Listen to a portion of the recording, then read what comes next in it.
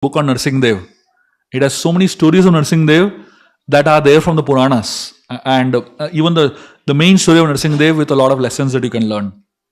And finally, this last set is kids' books. So there are about 16 small kids' books here, just one story each book, but with beautiful illustrations in it. And these two children books are, this is the illustrated Ramayana for kids. This has been an award-winning book in India, and so many people have loved this book because of the quality of illustrations that this book has on the Ramayana. And finally, this book is illustrated Panchatantra for kids.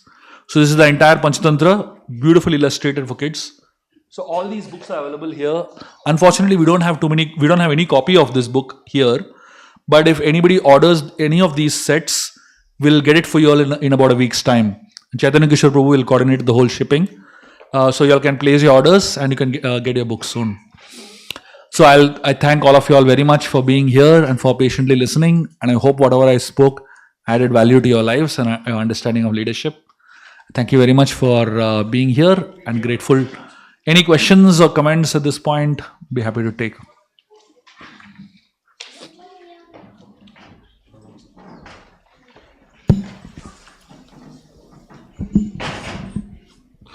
Thank you very much, Prabhu. I'm actually a fan of you. I listen to every lecture of in Chopati's lectures. One thing came to my mind is a good listener is a leader. You said very well. How to is a question. So if you can give me some tip, because what happens is even in a meeting, even in a corporate meeting we have, everybody wants to show themselves, right? Nobody listens. In a ISKCON meeting, doesn't matter, everything is the same. So how do I get into that process of hearing? We have a whole process of hearing, but we don't listen. So yeah, we can begin practicing in small conversations, basically. So what you do in board meetings and what you do in big meetings, the practice happens at home. So my suggestion is, when your child is coming and talking to you, that's where you can begin practicing. So what we end up doing is that while talking to our children, we are doing something else. Or while talking to the child, we are already forming an argument to give forth, While we are talking to our spouse, we're just constantly creating dialogues within our mind to retaliate or speak back. So that urge to retaliate is the biggest hurdle for listening, basically. So listening is actually very simple. If you just simply start practicing listening. So I was thinking, what I suggest is that we can begin with small conversations at home. And one very simple way to start practicing listening is when somebody says something, you repeat it to that person and say, did you say this? And you'll be amazed. That person didn't say it only. That person said something else and you heard something else. So as you keep repeating to the person, did you say this? You will realize that I am not listening carefully. And that is how you start practicing. So you can probably start that practice with people that you love, people in your family itself, And that can become like a culture where you all start practicing with one another first. And the same thing can happen in meetings later.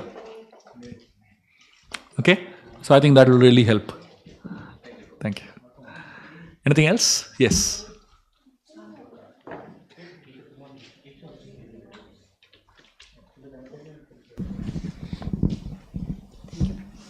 Hare Krishna Prabhuji, thank you for the wonderful class. Like Balram Prasad Prabhu, I am also a big fan of yours. I have your books at home on my nightstand. I read them every night, maybe even 2-3 pages before going to bed, and get some motivation, inspiration from the scriptures. I wanted to ask you one question, little bit unrelated to the talk today, because I recently read, or actually I should say reread your book about Hanuman in the Ramayana series, and there you talk about how Hanumanji was able to overcome fear. Because when you mentioned that in the talk today, that all the Vanars were standing by the side of the ocean, and then Hanumanji eventually was the one who was able to cross, because Jambavan reminded him of all his past accomplishments, like how he had touched the sun and all that stuff. But if I remember correctly, there was also some mention of that there was fear in Hanumanji's mind, but how was he able to overcome that fear eventually? Can you elaborate on that a little bit?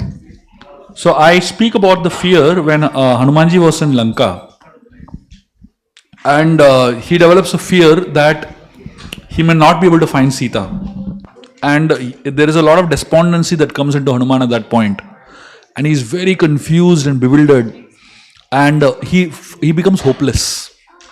In that state of hopelessness, Hanuman does two things, which I find is the solution, or rather the way to look at it. First thing Hanuman does is what is called as self-talk. Self-talk means, so as I said, we become experts in communicating with the world outside, but we forget to communicate with the world inside. So the quality of my communication with the world outside determines my success, but the quality of my communication with the world inside determines my happiness. So a lot of times, all we need to talk to is ourselves. Fear is based on uncertainty. There's going to be a lot of uncertainty in our life at every point in time. So we need to talk to ourselves to calm ourselves down. The second thing that Hanumanji did after talking to himself to calm himself down was he realized, so far I've been relying on my own ability to find Sita. Hanuman realized, I have not taken shelter of prayers. I have not prayed. From the time I've landed in Lanka, I have not offered a prayer. So I have been trying to find a solution based on my own strength. I need now to take shelter of prayers to find another perspective, or rather another strength for finding a solution. Many times, our ability is not enough. Our strength and intelligence is not enough. Those are times when we need to really take shelter of prayers. That gives us a higher strength. It gives us grace. And the combination of self-talk and grace and prayers is what I suggest in that section. Yeah. Thank you. Yes, bro.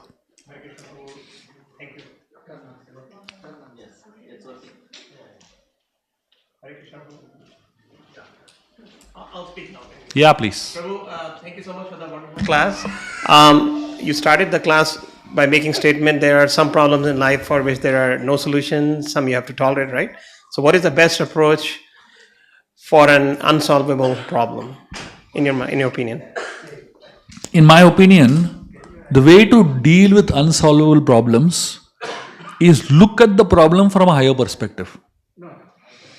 So it's like, when you're in an airplane, you're sitting on the airplane on ground, and slowly the airplane takes off, goes higher and higher and higher.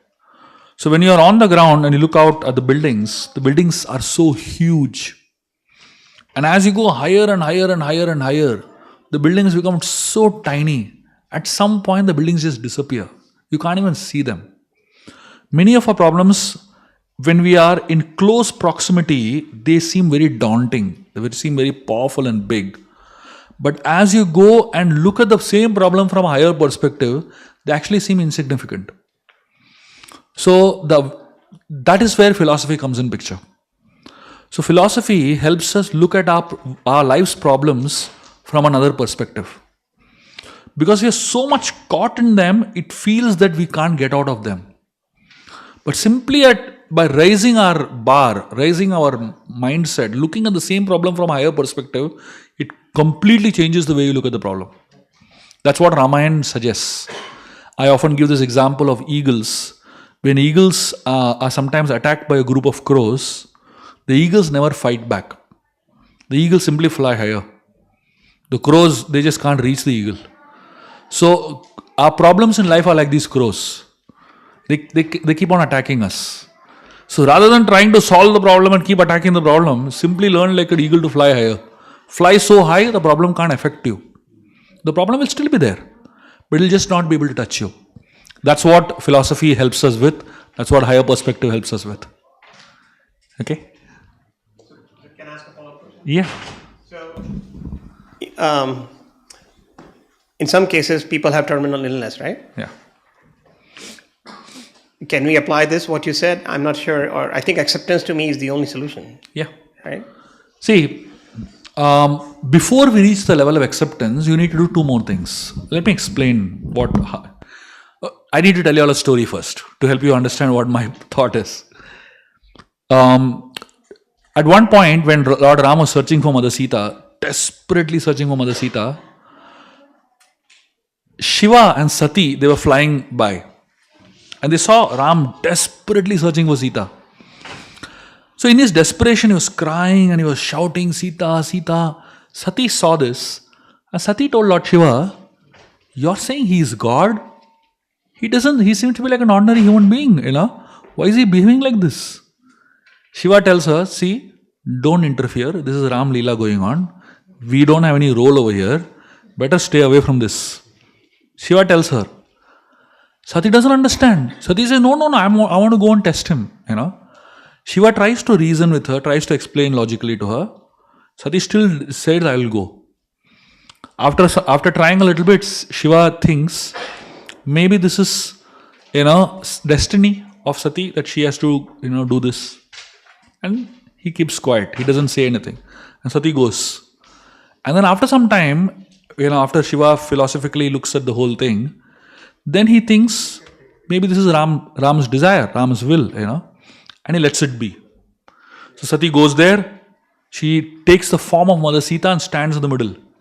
And Ram is like desperately searching for Sita. And he sees, Sati in Sita's form standing over there. Suddenly, Ram changes his mood completely. He folds his hand and he looks at Sati and tells, oh mother, what are you doing here? Where is Lord Shiva? And Sati gets bewildered. She realizes that Ram has seen through her disguise, and she feels so embarrassed that she did this. And then, of course, the Acharyas also explained that when Sati went back, Lord Shiva went into a state of meditation. He never opened his eyes. And after that, the Daksha Yagya happens. And Sati self-immolates herself. The reason Shiva doesn't open her eyes is because now Sati has taken the form of Sita. So now he can't look at her as his wife anymore, right? Because she has taken the form of a mother. So now in this story, from this story, you can learn the three levels at which you can deal with the problem. So Shiva, how he dealt with the problem? He dealt with it at three levels. The first level, he tried to solve the problem, which is called a Purushartha. He tried to logically explain to her, he tried to deal with it, he tried to explain to her, etc. When he realized that she's just not understanding, he thought maybe this is destiny. He took a philosophical approach to look at the problem. And after that, he took the third approach, concluding that maybe this is Ram's will. So, if you look at a disease like cancer, somebody has got a cancer, you deal with the problem in the same three levels. First, you put your effort. You do your best. Get the best medical treatment, get the best medical advice, get the best facilities possible. After you do your best, if still things don't work out, maybe you try a higher perspective. You look at astrology, you look at some higher way of looking at it, you look at a philosophical way and things like that. Even if that doesn't work out, then you conclude it is Ram's will. Unfortunately, when people go through difficulties in life, first thing they do is they conclude it's Ram's will. That's where the problem is. So you first try the first two, then, so what I told you in the beginning was the second part. First you try, then you go look at a higher perspective, and then if that doesn't work, then you look at it as God's will. Okay? Answers? Thank you. Anything else? Any other questions or comments? Jai. Very, very happy and grateful to be with all of you all here. Thank you for your patient listening, and it's such a pleasure to be with all of you all today evening. Hare Krishna. Hare Krishna. You have a question? Yes, no, Prabhuji. I want to say thank you too. Shubha Vilasa Prabhu, thank you very much for taking your time to come to Naperville. This is especially special for us because I'm the Sunday school teacher and we have quite a few children from our class here. This year we started with Roar with Courage, your first book on the Ramayana series. So it's very great for most of our children to meet the author of the book. Thank you so much. It's a very beautiful series in which the children are very engaged in it. They love to read the book and they're getting a lot out of it. Also, we want to thank you for taking the time to come to Naperville. Let us all express our gratitude to Prabhu by loudly saying Haribol 3 times. Haribol! Haribol! Haribol! We wish to see you more here, Prabhuji. Thank you so much. Hare Krishna.